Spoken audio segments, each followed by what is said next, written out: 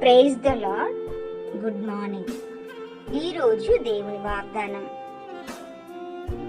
సామెతలు 14వ అధ్యాయం 11వ వచనం. యథార్థవంతుల గుడారము వర్ధిల్లును. ఆమేన్. ప్రియమైన దేవుని బిడ్డలారా, ఈ రోజుల్లో యథార్థత అనేది కనిపించకుండా పోయింది.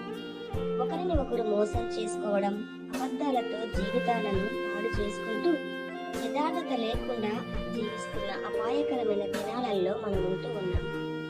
కాబట్టి దేవుని ఆశీర్వాదాలు, దీవెనలు మనలో చాలా మంది చూడలేకపోతూ ఉన్నారు.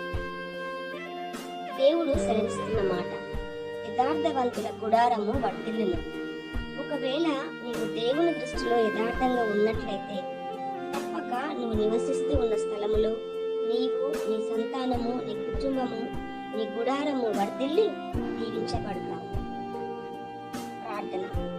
తండ్రి, ఎంతమంది బిడ్డలైతే ఈ వాక్యాన్ని వింటూ ఉన్నారో వారిని, వారి కుటుంబాలను దీవించండి, వారి గుడారము వర్ధిల్లడానికి సహాయం చేయండి. యేసు నామములో అడుగుతున్నాము తండ్రి. ఆమేన్. ఆమేన్.